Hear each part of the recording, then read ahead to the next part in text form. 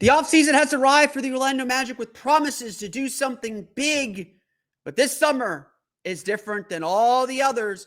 Why the Orlando Magic are limited in what they can do and what they can do about it today on Locked On Magic.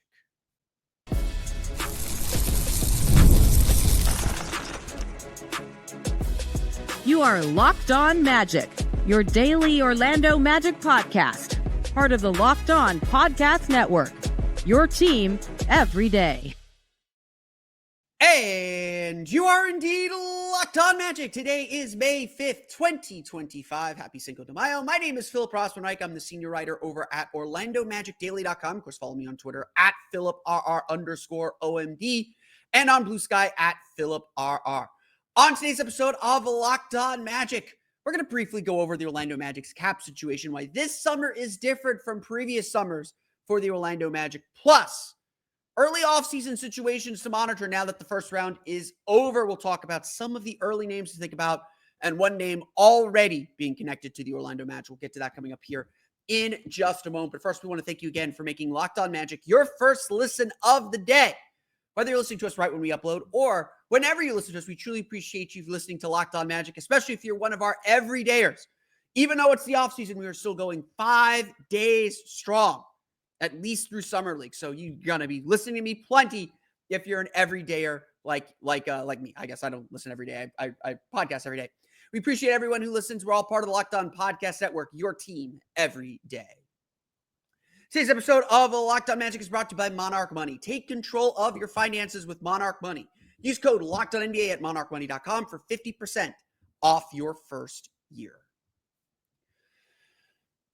Jeff Weltman made it very clear, made it extraordinarily clear what this summer is about.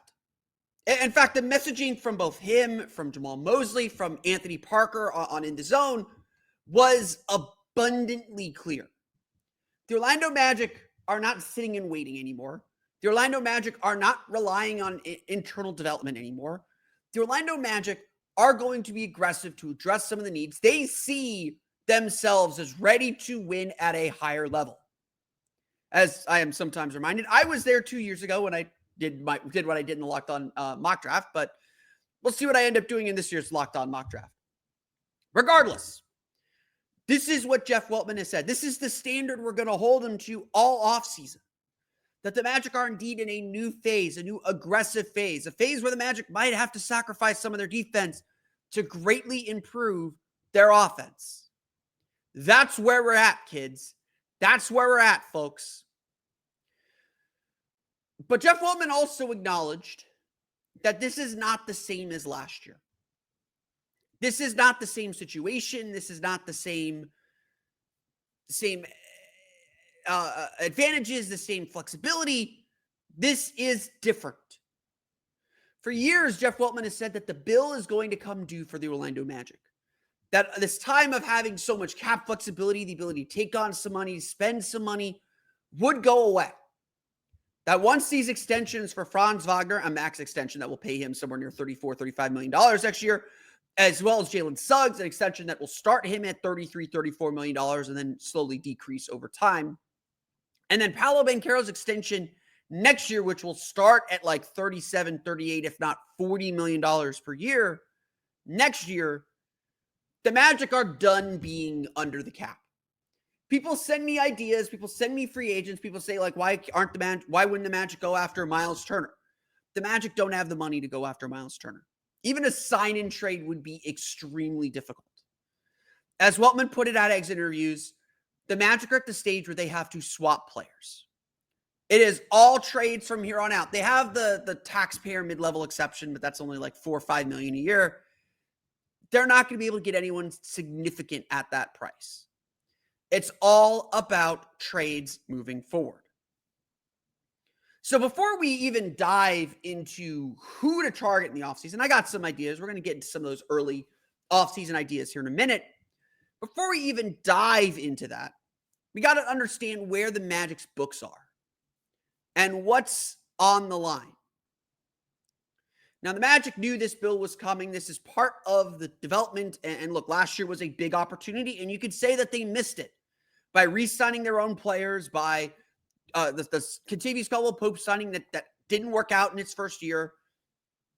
You can certainly say that that the Magic missed an opportunity. And I would be inclined to agree with you that was an opportunity to be a little bit more aggressive, to set your books up in a different way to improve the roster instead of bringing back some players who showed promise but still clearly had some flaws. But let's look at the books. Currently, the Orlando Magic, and get your calculators out, get your pens and papers out. There's going to be some numbers here. I know I said there would be no math.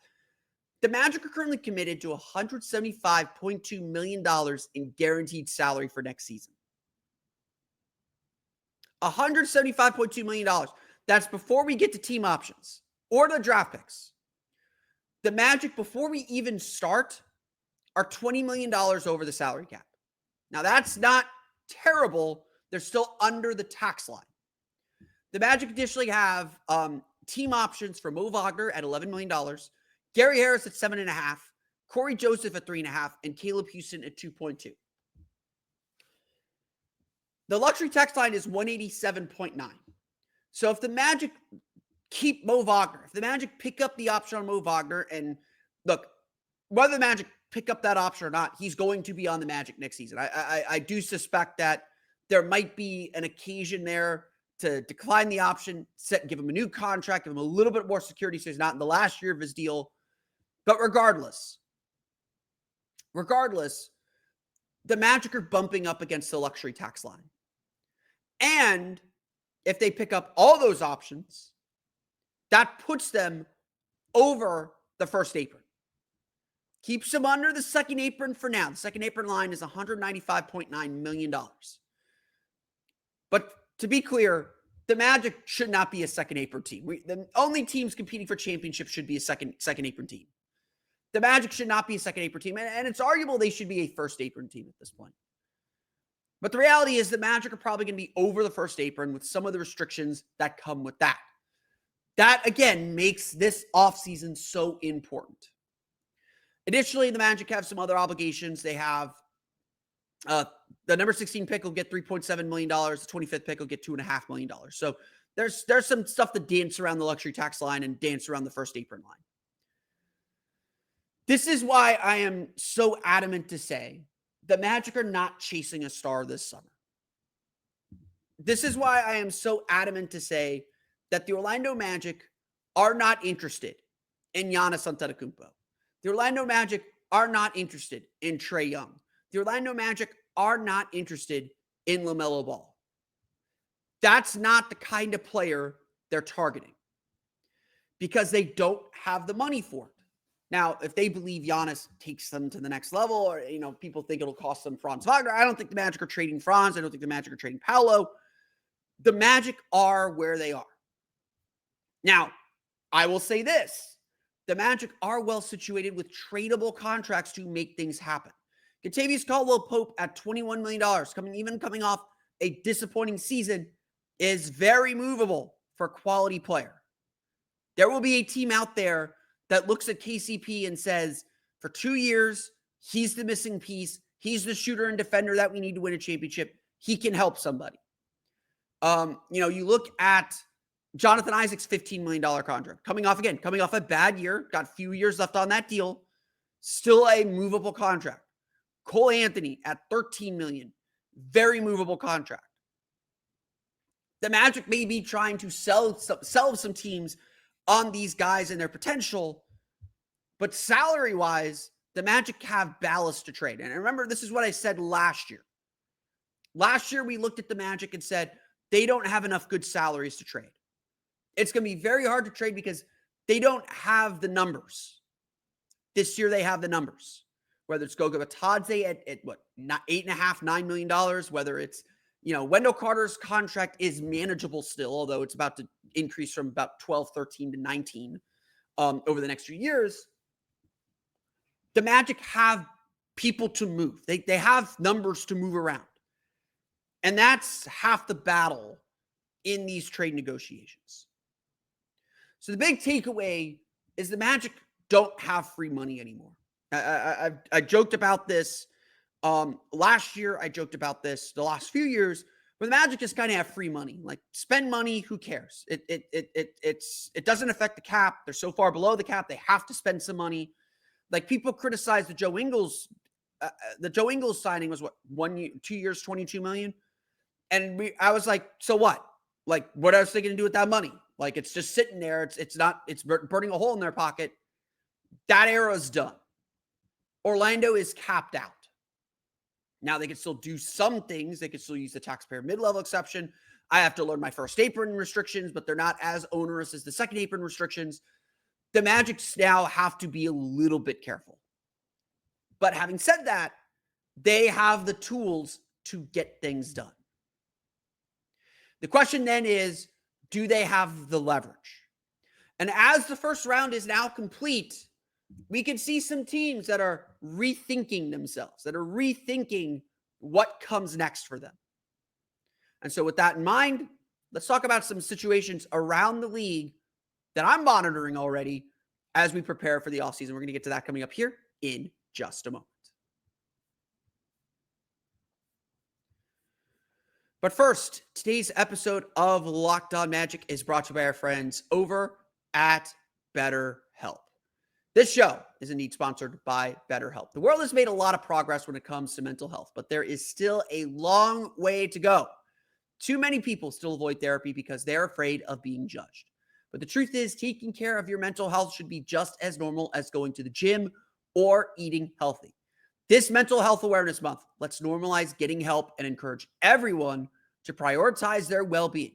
Because when people feel supported, families, workplaces, and entire communities are better for it.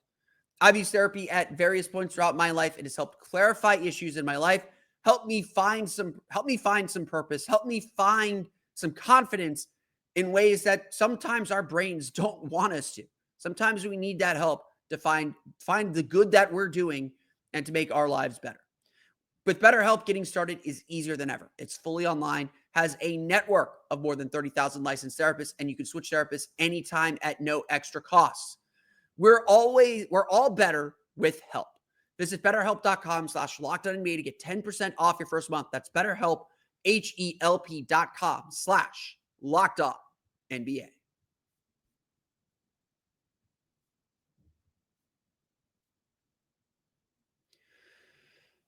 The first round is over. And this is just like missing the playoffs can be very clarifying for a lot of teams. Losing in the first round can be very clarifying for a lot of teams. I mean, look, there are only 8 teams left playing in the NBA. Out of 30, only 8 remain. This is the elite of the elite. Winning a playoff series puts you in very, very good company. And teams that advance out of the first round should be very confident. Now, obviously, these teams have bigger goals. The Thunder, the Nuggets, the Wolves went to the conference finals last year. The Warriors, the Celtics, the Knicks, the Pacers, the Cavs, they're all thinking bigger. The Pacers were in the conference finals last year. Falling short of that's going to lead them to maybe think about some things. And I think they could be a dark horse for a few teams, for a few big players as well. There are a lot of teams, though, that lose in the first round that now have to really think, what are we doing? Who are we?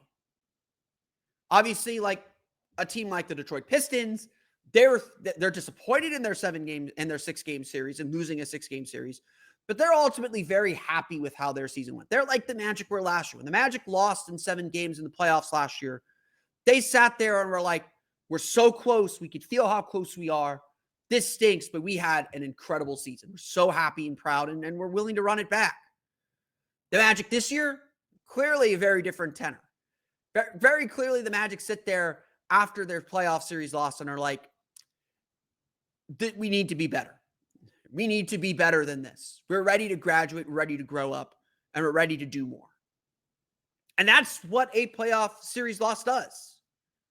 And you can see that throughout the league. The Memphis Grizzlies seem to be debating all things about their franchise. The Milwaukee Bucks, especially after Damian Lillard's injury, are hearing screams. The alarm bells are ringing about Giannis Antetokounmpo. The Miami Heat, with finishing 10th in the East, but still and getting swept embarrassingly in the playoffs, has the Heat thinking, how are we going to get better? And perhaps even is it time for Pat Riley to hang it up? All of these issues are present. And one thing I said throughout the trade deadline is opportunities you don't even realize open up in the offseason. Teams that don't perform the way that they expect to open opportunities up. And I would say this. I think there are a lot of opportunities out there for the Magic to take advantage of. I think that the Magic are going to be active, and things that happen in the playoffs are going to be part of the puzzle. Let me explain one. Let's dive into just one. It has been long rumored, or maybe long speculated, or long trade machine that the Magic and Los Angeles Lakers are going to do a deal. The Lakers, having not gotten Mark Williams, having done this Luka Doncic deal, are incredibly thin on their front court. They had no front court help, and that's one of the reasons why I think the Magic ultimately beat them in March. The Magic were just a bigger, more bruising team.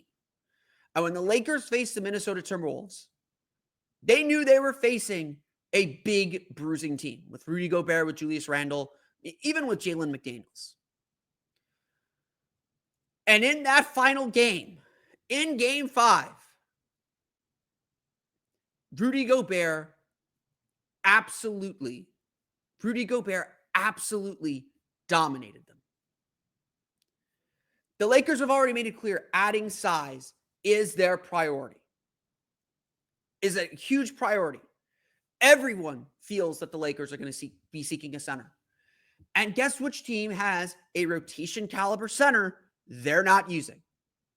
If you're looking for the first place that I would look for to see that the Magic might make a deal or might be able to swing something, Goga Bitadze is relatively cheap, and the Magic don't really know how to use him right now. You can find a third center on the cheap. I'm not worried about that. And Jonathan Isaac can play some third center as well. Goga Bitadze to the Lakers seems like it's a slam dunk. The question is, what do the Lakers have that the Magic want? To me, that answer, because the Magic want playmaking and creation, is probably Austin Reeves. Now, the Lakers aren't going to probably give up Austin Reeves for Goga Bitadze straight up, but I'm big into frameworks. Give me a framework for a deal and we can figure out the details later. Austin Reeves for Goga Bitadze straight up, 1-to-1, works if it's done before July 1st. If it's done on draft night, it works, math-wise. So whether that means the Magic have to add in a pick, whether that means the Magic have to throw in Jet Howard or take on some other salary ballast to make things work, there is a framework for a deal. So put Austin Reeves on your list. Like that, he is the kind of guard the Magic, I think, are looking for. But obviously, there's a lot more details to work out there. But this is what I'm talking about. A situation where the Magic can take advantage. The situation where the Magic can get involved. Well, I don't think the Orlando Magic are going to be involved I don't think the Orlando Magic are about to acquire Kevin Durant or any of these big players. The way you have to construct deals now because of the second apron, because of the trade, because of the rule restrictions in the CBA, 3 and 4 team deals are significantly more common. 3 or 4 team deals almost have to happen because a lot of these teams can't aggregate salaries. They can only trade one player out. The Suns are a second apron team. They can only trade one player out at a time. So in a Kevin Durant deal, yeah, they'll trade Kevin Durant somewhere, but to make salaries work, to make the math work, they got to get really creative and involve a lot of teams. I mentioned this before. I know I wrote about this, and I scream it from the mountaintops. I've told some Phoenix people this too. I really suspect the Magic will be involved in the Kevin Durant trade. Not to acquire Kevin Durant. I don't think they certainly don't have the money for Durant. I think that the Magic are going to be a third or fourth team in the Durant trade. And they'll end up giving Phoenix back that pick swap. So they'll release the pick swap condition. Magic don't lose a draft pick in that scenario. They would just keep their own instead of being able to swap with Phoenix, which certainly seems very valuable right now. And then likely get either a player from one of the other teams in the deal and someone like Royce O'Neal. So again, like I'm giving you names. Like people accuse me of not having names and not having a list. I'm giving you some names today. Royce O'Neal, put him on your list. Grayson Allen, put him on your list. I would prefer Royce O'Neal, very favorable contract, around $9-10 million a year for 2 more years. Great defender, solid three-point shooter.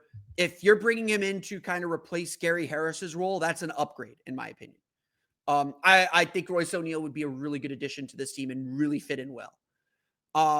If the Magic can get him and something else out of a Durant deal, huge win for the Magic. Huge win. Even it costs you Cole and the pick swap rights. Again, not the pick itself, the pick swap rights. I think that would be a big victory for the Orlando Magic. So there's another opportunity right there. These are kind of the stories that are bouncing around in this environment. Already we can see that there are opportunities for the Magic. There are things they can do to make deals work, to be part of what greases the wheels. And I think this is how the Magic are going to act this summer.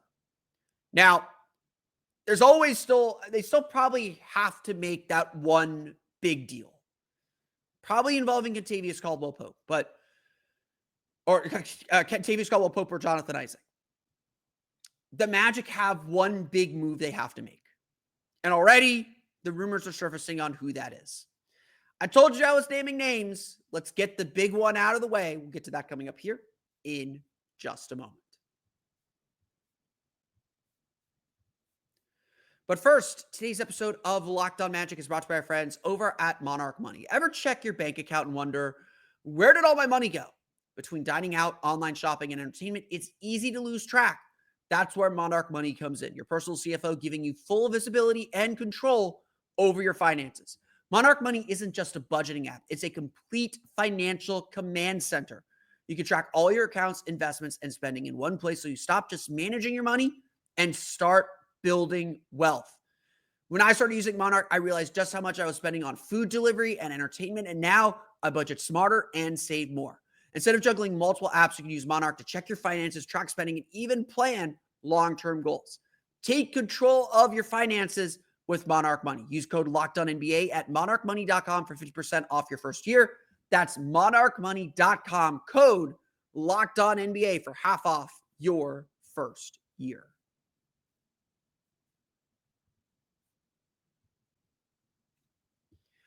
It must be a day that ends in Y during the transaction period. So we have another rumor connecting Anfernee Simons to the Orlando Magic. This has been a long-standing idea. It's probably been the last 2 years where a lot of pundits, a lot of people believe that Anfernee Simons is the fix or the cure for kind of what ails the Magic. It is kind of what this team needs to elevate itself. And look, I'm not going to debate that entirely. Anfernee Simons last year averaged 19.3 points per game. That's down from previous years. Shot 42.6% from floor. Not great on 16 field goal attempts. That's down from previous years too. Shot 36.3% from 3 on 8.5 attempts. 38.1% for his career. 52.1 effective field goal percentage. Look, Simons, I would say this. Simons is a guy who has been on a bad team for a while now. Has been the leading scorer, has been the lead creator for a bad team. And look, has had some really good moments. I agree. The Magic do need someone that can spark and get you 30 on a random night. Jalen Suggs can do that on occasion. The Magic need another kind of random 30-point scorer, and then someone who just kind of fits in. Simons did not play very much in the Damian Lillard, CJ McCollum era. He really kind of got his spark in 2022.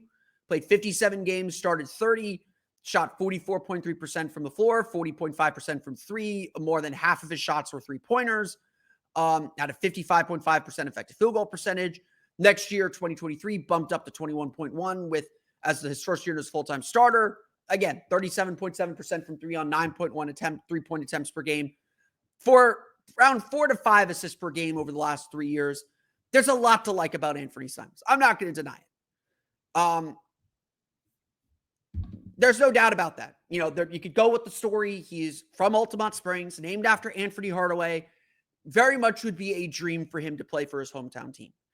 And that is probably as much what sparks these interests. And look, I think if Simons were in the third role, playing next to Paolo and Franz, he would probably be more efficient as a shooter. Wouldn't have to do as much. You'd have to kind of find his role again. You'd have to redefine his role and sacrifice a little bit. But yeah, I see the fit. The reason we're talking about this is because Mark Stein commented on his newsletter about the Magic's seemingly more aggressive stance. That the Magic have been linked to point guards for years, but they haven't actually chased one yet. And, as everyone kind of understands, they want Paolo and Franz to be the clear ball handler, so they're not looking for a traditional point guard. But we all know what the Magic need. The Magic need a creator. The Magic need a shooter. They need someone who's a volume shooter, which Anfernee Simons is. The problem with signing Kentavious Caldwell-Pope was not his three-point percentage. It was he took 4 or 5 threes a game. He was never a volume shooter that was going to transform the offense. Klay Thompson was more valuable because of that. Now, Klay ultimately decided to go to Dallas. They were able to work out a sign and trade that Denver wasn't, which was the more interesting thing in that Mark Stein newsletter, is that Dallas really wanted Kentavious Caldwell-Pope, but Denver didn't want to give him to Dallas. Golden State was more amenable to trading Klay Thompson to Dallas, and that's ultimately what got the deal done. That's ultimately what got Kentavious Caldwell-Pope to Orlando. Again, there's a lot of these sliding doors things. But offensively, Simons matches everything that the Magic want, and it's just a question of scale. Yeah, Simons could step up and have a big game here or there, or Simons could step in if Paolo or Franz have to miss games, and that's valuable too. Don't get me wrong. It's a question of offensive scale. Can Simons be this effective, scaling back and playing off of other star players? And again, the question that I would have about Anfernee Simons is we don't know what that answer is. Just like we don't know what the answer is if he's relied upon defensively. Simons rates as one of the absolute worst defenders in the league. And look, some of it is Portland is not a place that has asked him to defend at a high level. Right or wrong, that's just how it is. And Portland's defense got better toward the end of the year when they started playing the younger guys more. But they're clearly moving on from Anfernee Simons. Simons is available. Simons is definitely available on the trade market. The Magic have to decide whether he is worth that risk. Whether what they might gain offensively, and again, it's a question of scale, what they might gain offensively is worth what weaknesses defensively they could bring. And look, this is frankly, that is the whole question for the offseason. I asked Jeff Weltman that directly and said, when you're looking at this offseason, how do you manage what you're giving up defense? How do you manage keeping your defensive backbone, as he called it, as opposed to going out and just grabbing whatever offense you can? And that is something they're going to think about. They want guys who can fit into their defensive scheme. And look, Anfernee Simons is a big dude. He is listed at 6'3", 181. He is a taller point guard. He should be able to handle some of that, but the guy's had only one playoff series. He's had 3 playoff series. He played relatively minimal in that. In 2020, 6.8 points per game. 2021, 6.5 points per game. Those 2 seasons, he was still not playing full time. He was still not a starter. So he hasn't played in the playoffs since he became a player that you want, essentially, and not just a young player.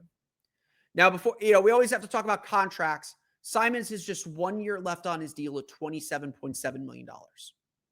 So you've got 2 things kind of working with you there. You got to give up the salary. You're going to take on more salary. So, you could trade Kentavious Caldwell-Pope for Anfernee Simons straight up. That adds $5 million. And like I mentioned, that makes you a first apron team this year. Then you got to question and wonder, are you going to re-sign him? Are you going to sign him to a new deal? You're probably not going to want to sign him to that same amount.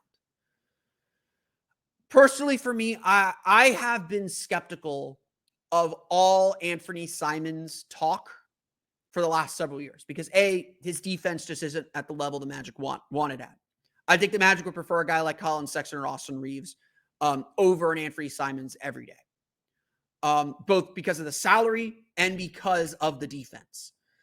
no doubt Simons would be a huge boost to the offense. I'm not going to deny that. I think he can scale down. I think he can be successful with two big-time players and guys creating for him. Just like how the Magic would benefit from Simons creating for others and having another attacker like Simons, Simons will benefit from Paolo and Franz too. But ultimately, it comes down to this. This rumor has been around so long. It's been around so long that I feel like if the Magic wanted Anfernee Simons, he'd be on the team already. That's how I feel. If the Magic wanted Anfernee Simons, we wouldn't be talking about acquiring him. He'd be here already.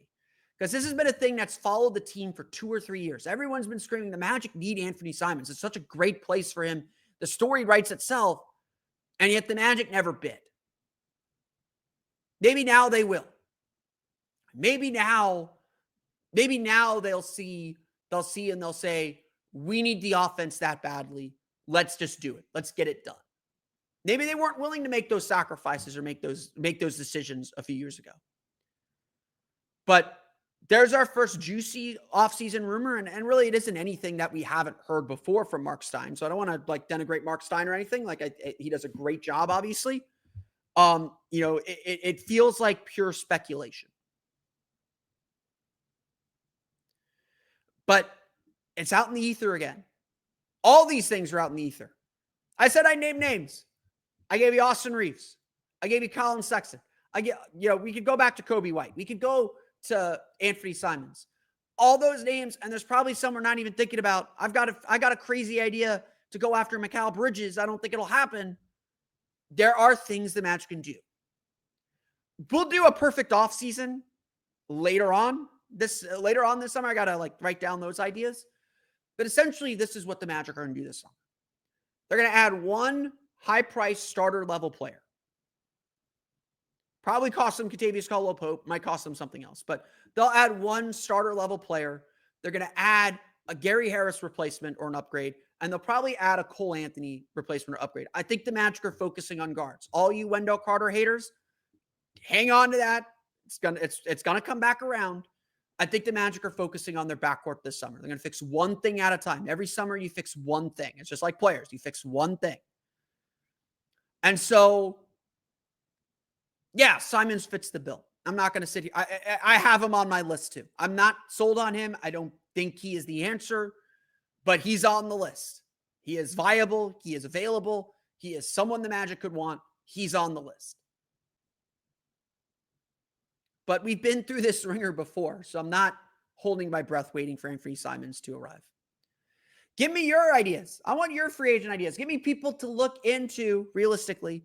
There are a few unrealistic ones out there.